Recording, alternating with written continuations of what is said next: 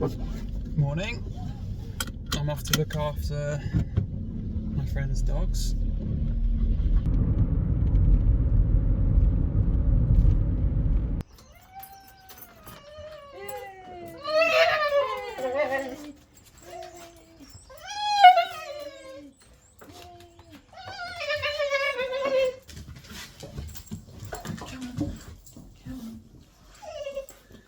So Bruno hasn't been well for the last few days. Well, for the last year actually. His liver's been a bit. He's on medication for it.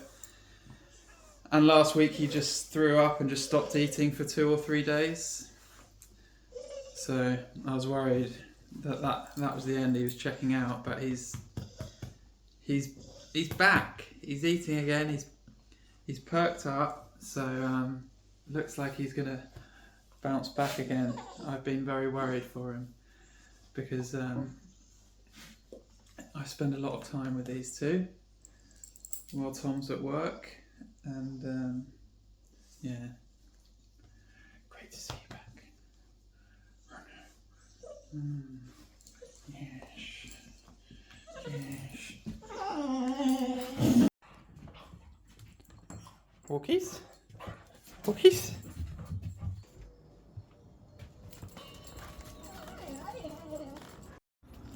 Yes, Bruno. Bruno's back. Yes. Come on.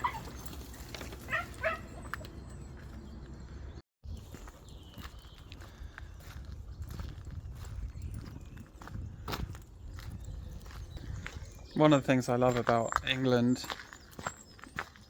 is just how much variety there is and everything. Like, this house doesn't look like the next house or the next house. Everything's really kind of unique and natural. All the plants are different. I mean, here, look, you've got this giant tree here just set in the middle of the property, and it's kind of, the wall goes right up to it, and we've got this kind of old-fashioned wall here, and all the houses are different. We've got a giant one there on the corner, and you just have to go a couple of minutes and you've got footpaths and trails across fields, and this is send, you know. It's not even in the green part of the map where the real kind of parks and wilderness is, but still you just got amazing access to great trails, and wherever you go, really, around Surrey and the UK, you're never that far away from good walking spots. And it's great to see these spring blossoms coming out after a very mild winter so far.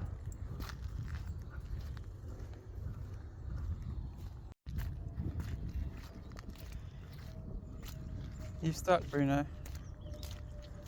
You stuck? Oh.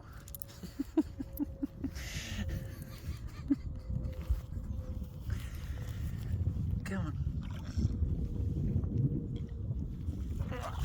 Come on.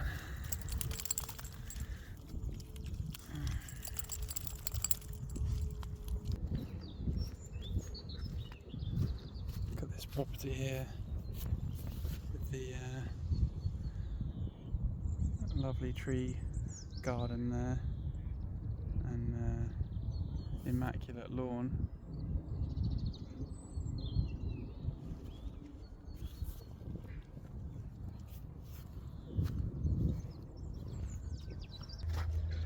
And this is the point of the walk where Tramp tries to get me to take them on the marshes, which is very wet. See, look, you take a step up here going home. Look at him. He wants to go back out there.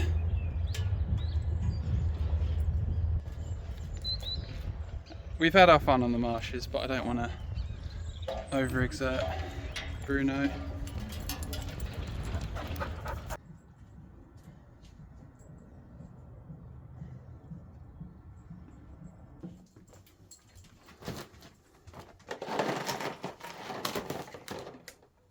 In your bed. In your bed. Bed.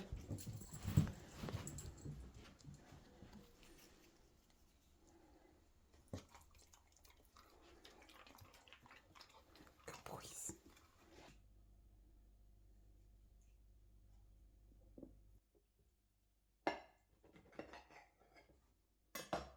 Here we are, Purford Lakes. I've got a 1 o'clock tee off time. They group people together at this course, so I've joined another 2-ball, I think, which is good. Nice to play with other people.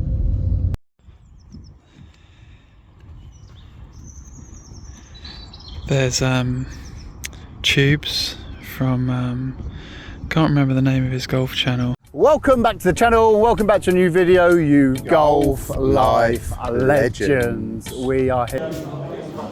Hiya. I'm good, thanks. How are you? Check in. Yeah.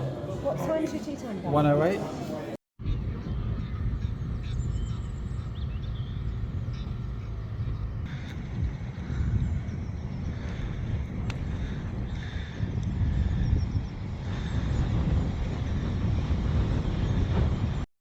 Yeah, you got 180 to carry into wind. Yeah, it's not the play, is it? Another layup. Mate, you can tell me about that. I did book it in the week, but I've cancelled something. Apparently, yeah, well, apparently there's Sunday roast. It's magic as well. Oh, that was good. Good conditions. Good greens. What more do you want? I hit too many shots today, unfortunately.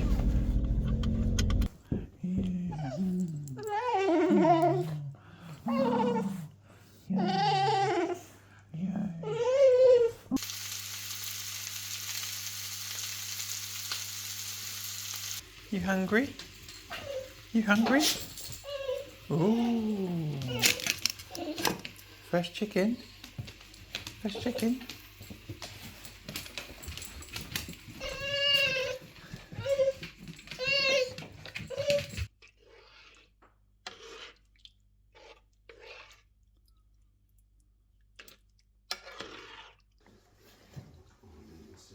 See you later. Yeah.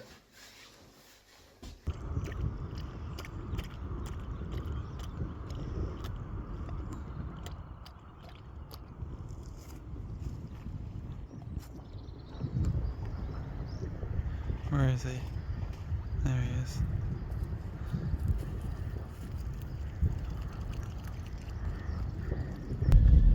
Dogs are happily sleeping after the walk. I'm off for a little cheeky 18. Here we are, Clarendon Golf Club.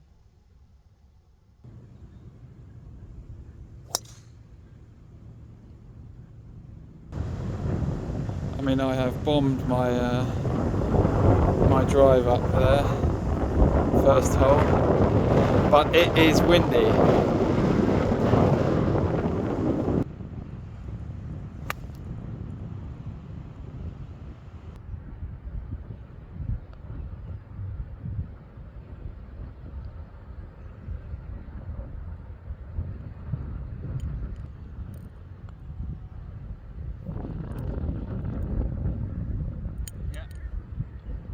Bogey. Familiar story on a pretty flat winter green. Sick of it. Opening 5, but I'll catch up with you later in the round. Well, welcome back. I'm here at Clarendon Golf Course. I just shot 5 over on the front 9, which is very good. No double bogeys, no 3 putts since the first hole. So chance of breaking 80 for the first time, and still windy, but conditions are good, greens are in great condition, so see how the back 9 goes.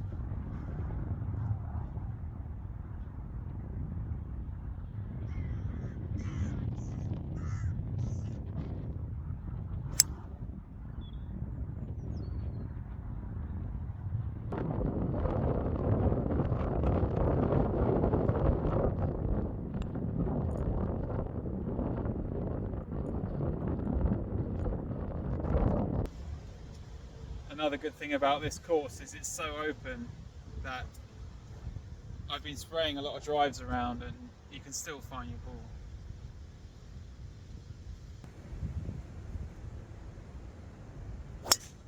Oh, that's even, well, it's a similar area. Lovely scenes here in Surrey.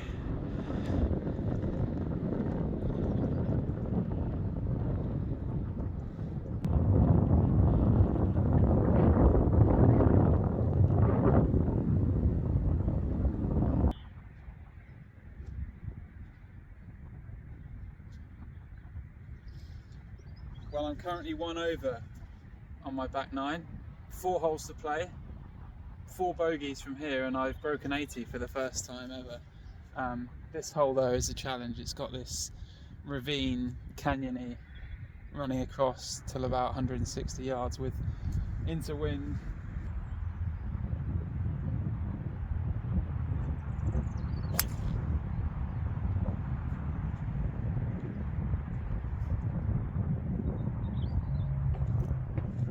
It's safe. Still got 200 plus yards into the wind this par 4, so I'm just going to lay up, hope, play for bogey. Got 73 yards, I'm going to play 52, just try and get it up.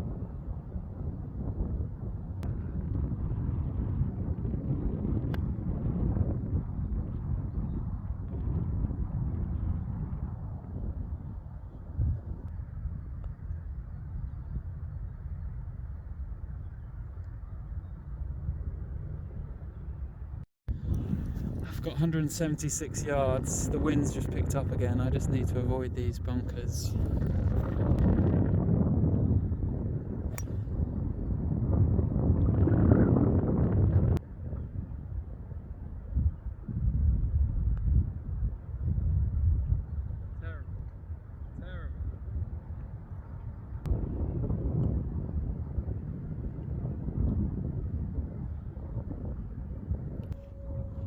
Par 4, 6 iron, nice high tee.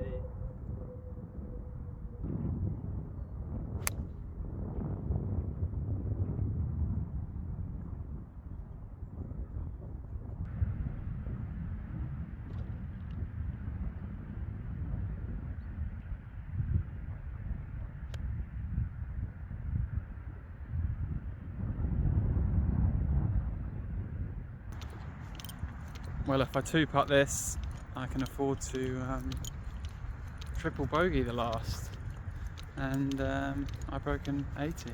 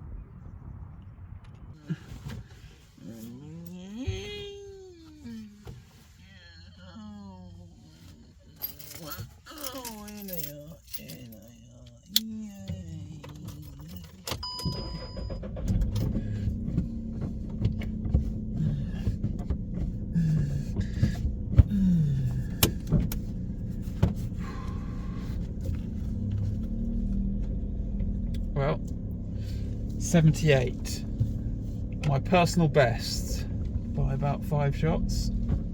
I mean, it is very short and very open, and I was giving myself preferred lies from the rough, which isn't always a winter rule, but whatever. Good golf, good golf. I'm sorry. I'm sorry. All right. All right. Bring back the shoe, please.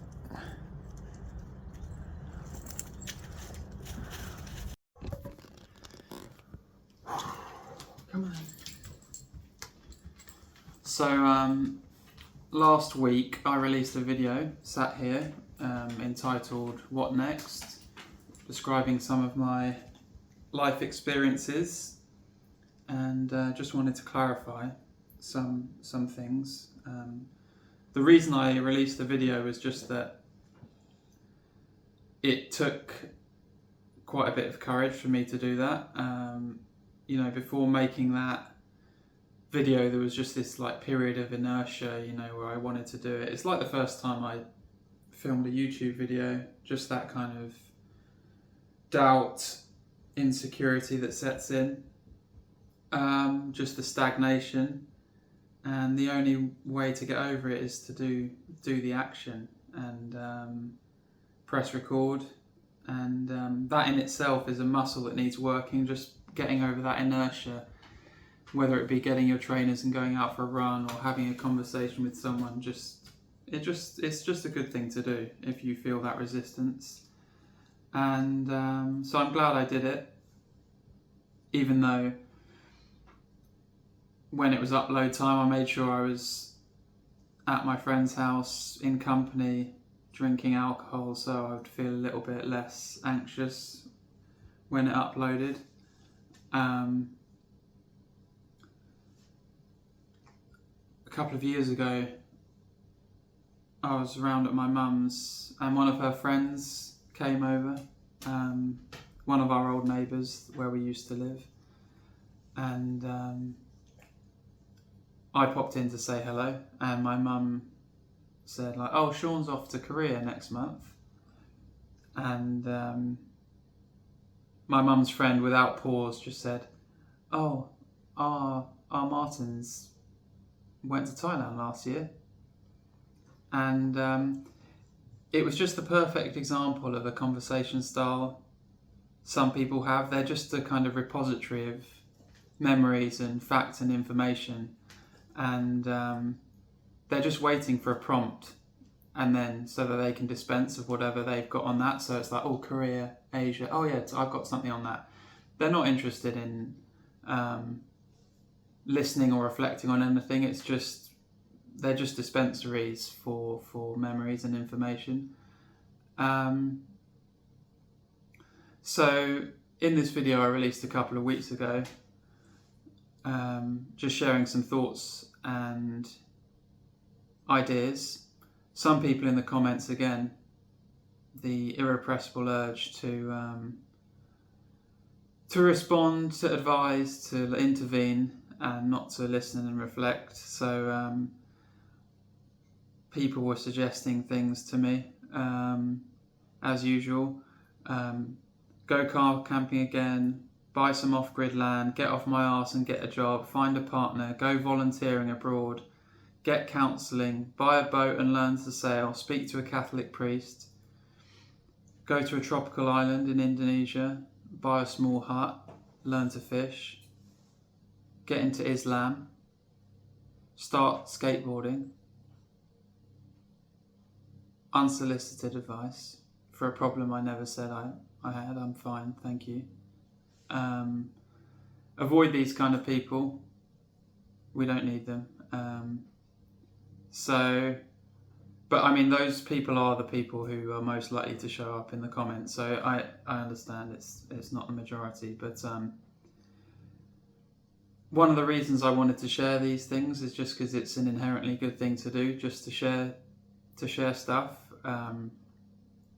About 10 years ago, I was listening to different podcasts and just hearing from different people, different lives, different perspectives. It really, let me just straighten that a little bit. It really kind of helped me gain some perspective, and just, it kind of broke the paradigm of the adult being responsible, you know. It was assumed that once you got to a certain age you'd be conferred with all this knowledge and wisdom and then you'd be an adult, but it never really happens. Everyone's just trying to kind of get by in their own way. And sharing kind of helps us realise that, I think. And I'm a small reference point now in your lives. You might think, oh, I don't want to be like that, so I better, stay in school, get a good job, keep a relationship, and that's fine, that's good. It's a little reference point.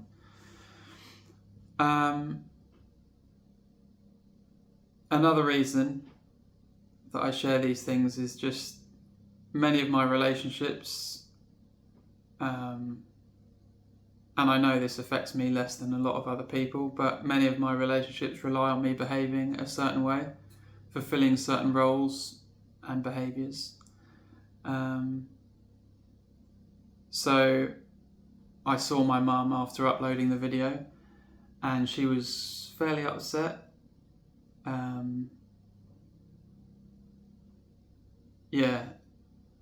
I came back and she just said, can I talk to you? And then she said, I can't believe you take drugs.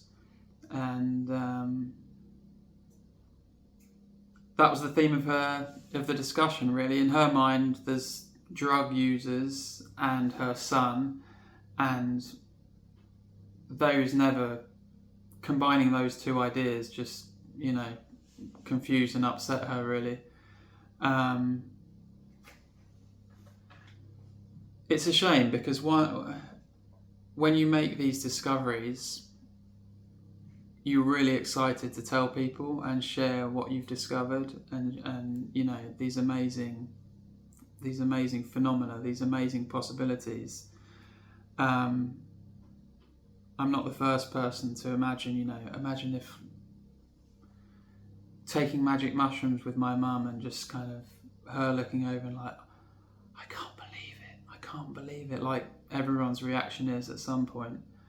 But then you try and share the good news, and whoever you speak to, really, it's somewhere between indifference and disapproval. And she said, in her opinion, I shouldn't be sharing these things on the internet. They're for private. It may affect my future prospects of getting a job, having this out there. In many ways, it was the archetypal parental response, really. Do your friends take drugs? Do you do drugs in the house? That was the kind of theme of the discussion, and I made the point that in a world that represses it and makes a taboo of it, the only antidote is to kind of discuss it. And I suggested that our roles as mother and son was kind of obstructing the open sharing of information. But my mum said these aren't roles, these are kind of biological facts. And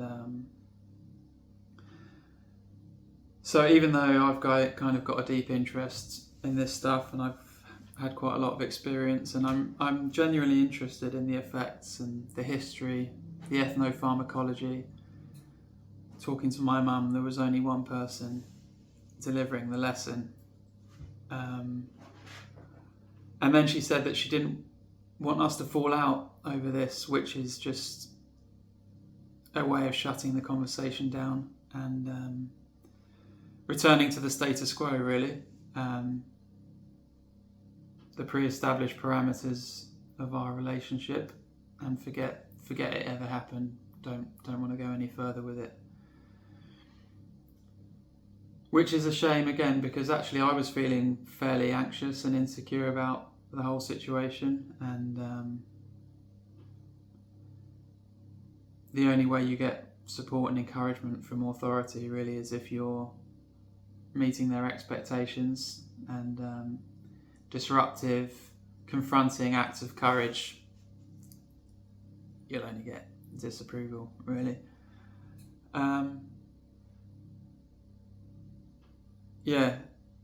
I never had a proper conversation with my dad either. It was always restricted to a very narrow field of activities, and My mum said during our conversation that I don't know you, which is a very powerful thing to say. And an appropriate response might be, you know, tell me more, but it just got shut down. Instead, there were no questions or anything. Now, it must be said, on this spectrum of like open-minded and uptight individuals, my mum is more laid back and open-minded. Actually, the fact that I can even express this without, you know, the terror of repercussions, it illustrates that. And she is letting me live at her place rent-free. She never asks me about my plans or anything, so I must emphasise that I have such little judgment around me. It's just kind of very supportive. People want the best for me. And yet I'm still nervous when I deviate from what I think is expected of me. So this won't make the Hall of Fame of speaking truth to power, but I do respect everyone who does stand up for the truth. And that's it for now. I do have more to say on these topics, but that's it for now on that.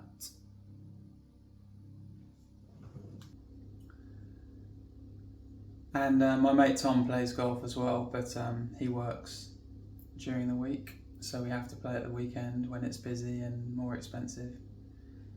I suggested he take a day off work and we play, but he's all booked up his annual leave for the year apparently in February, so suggesting to my friends they take time off to do something, it's like you're asking for a kidney or something. It's like, oh god. But that's fine, I don't mind playing alone. So all's well here. Spend my days with the dogs, outdoors, playing golf, running hills around Surrey, so quietly living my best life here. You can take your skateboarding and your Islam and shove them up your